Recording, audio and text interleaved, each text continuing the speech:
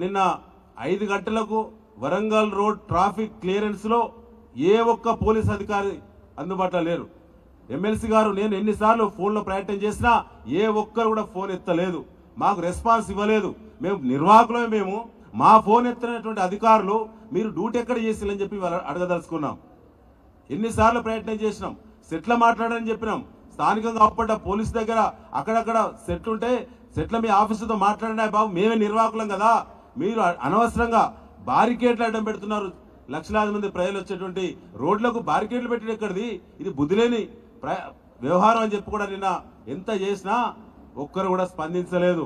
నిన్న 5 గంటలకే ఖచ్చితంగా ప్రభుత్వం యొక్క ఒత్తిడి మేరకు 5 గంటలకే పోలీసు మొత్తం కూడా బ్యాక్ అయిన్లు, రిట్రీట్ అయిన్లు, పోలీసు ఎక్కడ కూడా డ్యూటీ చేయలేదు.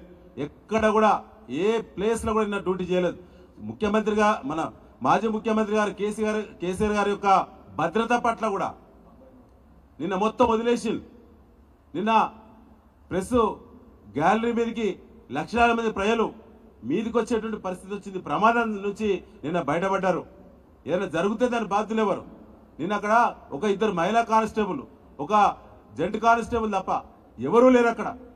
నిన్న కేసీఆర్ గారి వీడియోస్ మొత్తం కూడా ఆ డి చుట్టూ చూడండి ఒకసారి, ఎక్కడ పోలీసు లేరు, గ్యాలరీలో లేరు, రోడ్ల మీద లేరు, ఎక్కడ కూడా లేరు. నిన్న 12 కిలోమీటర్లు నడిచి తిరిగినాం మేము మొత్తం కూడా, ఎక్కడ కూడా లేరు. అన్ని వీడియోలు షూట్ చేసినాం.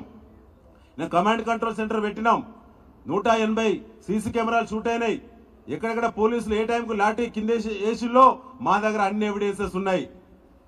అవన్నిటి పట్ల కూడా మేము మరొకసారి రాష్ట్ర పార్టీకి ఇవాళ అందిస్తున్నాం. కమిటీ అందరం పోయి కేసీఆర్ గారి దగ్గర ఇవాళ సమావేశం ఉన్నది. ఇవాళ ఆ సీసీ ఫుటేజ్ మొత్తం కూడా కలెక్ట్ చేసినాం. ప్రతిది కూడా మరి మా దగ్గర ఉన్నది. ఎక్కడ పోలీస్ పర్యవేక్షణ లేదని చెప్పడానికి అన్ని రకాల ఎవిడెన్సెస్ మా దగ్గర ఉన్నాయి. ఇవాళ అవన్నీ కూడా ఇవాళ మా అధినేతకి ఇవాళ సమర్పిస్తాం. జరిగిన డ్రామా ఏందో, జరిగిన కుట్ర ఏందో తప్పకుండా సమాజానికి చెప్పాలని చెప్పి ఇవాళ ఈ ప్రెస్ మీట్ పెట్టడం జరిగిందని చెప్పి తెలియజేస్తూ, ముఖ్యంగా ఏది చేసినా ఇవాళ బారికేట్లను తన్నుకొచ్చి లక్షలాది మంది ప్రజలు సభకొచ్చి, ముఖ్యంగా యువత బ్రహ్మాండమైన రెస్పాన్స్, యువత కూడా ఎక్కువ పాల్గొన్నటువంటి, నాకు తెలిసి నేను 2001 నుంచి కేసీఆర్ గారి వెంట ఉన్నాను. 6 సభలకు నేను బాధ్యతతో పనిచేసిన, ఇది 6వ సభ. ఎప్పుడు కూడా ఇంత యూత్ ఉద్యమ సమయంలో ఉన్నారు. నిన్నటి సభలో మళ్ళీ చూసిన 10 ఏళ్ల గ్యాప్ తర్వాత, అంటే యువతలోనే వచ్చింది మళ్ళీ కేసీఆర్ గారే రావాలని. కాబట్టి